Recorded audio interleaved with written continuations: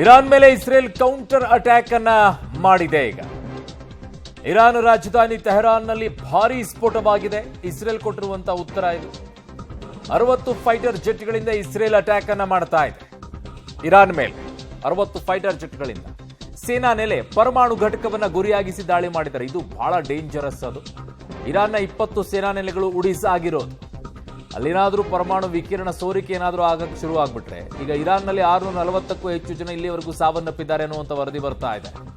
Iran ಮೇಲೆ Israel counter attack ಅನ್ನ ಮಾಡ್ತಾ ಇದೆ. ವಿಕೋಪಕ್ಕೆ ಹೋಗುತ್ತೆ.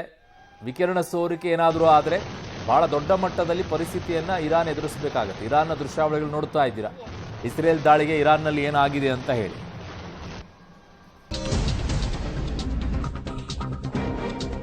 ಇರಾನ್ ಮೇಲಿನ ದಾಳಿಯನ್ನ ಖಂಡಿಸಿದ ಉತ್ತರ ಕೊರಿಯಾ ಮಧ್ಯಪ್ರಾಚ್ಯದಲ್ಲಿ ಇಸ್ರೇಲ್ ದಾಳಿ ಮಾಡಿ ಯುದ್ಧಕ್ಕೆ ನಾಂದಿ ಹಾಡಿದೆ ಅಂತ ಹೇಳ್ತಾ ಇದೆ ಉತ್ತರ ಕೊರಿಯಾ.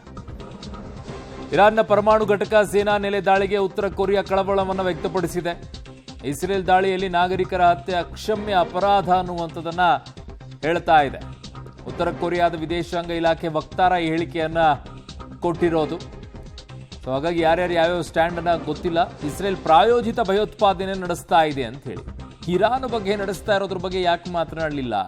ಇರಾನ್ ಎಲ್ಲ ಕೊಡ್ತಾ ಇದ್ದಂತಹ ಎಲ್ಲ ವೆಪನ್ಸ್ಗಳನ್ನ ಟೆರರಿಸ್ಟ್ಗಳಿಗೆ ಅವಾಗ ಯಾಕೆ ಯಾರು ಮಾತನಾಡಲಿಲ್ಲ? ಇಸ್ರೇಲು ಈ ರೀತಿಯಾಗಿ ಪರಮಾಣು ಹೊಂದಬೇಡಿ ಅಂತ ಹೇಳಿ ತಪ್ಪು ಅನ್ನೋ ರೀತಿಯಲ್ಲಿ ವರ್ತಿಸಿದ್ರು. ಆದರೆ ಇರಾನಲ್ಲಿ ಬೇಕಾಗಿರುವಂತಹ ಹಮಾಜ್ನವರಿಗೆ ಟೆರರಿಸ್ಟ್ಗಳಿಗೆ ಬೇಕಾಗಿರುವಂಥ ವೆಪನ್ಸ್ಗಳನ್ನು, ಬಾಂಬ್ಗಳನ್ನು, ಮಿಸೈಲ್ಗಳನ್ನು ಸಪ್ಲೈ ಮಾಡ್ತಾ ಇದ್ದಿದ್ದನ್ನು ಯಾರ್ಯಾರೊಬ್ಬರು ಕೂಡ ಖಂಡಿಸಲಿಲ್ಲ. ಯಾಕೆ ಆ ದೇಶದಲ್ಲಿ ಆ ರೀತಿಯಾಗಿ ನಡ್ಕೊಳ್ತಾ ಇದ್ದಿದ್ದು? ಏನಾಗ್ತಾ ಇತ್ತು? ಯಾವಾಗ ಯಾರು ಮಾತನಾಡಲಿಲ್ಲ, ಈಗ ಮಾತನಾಡ್ತಾರೆ.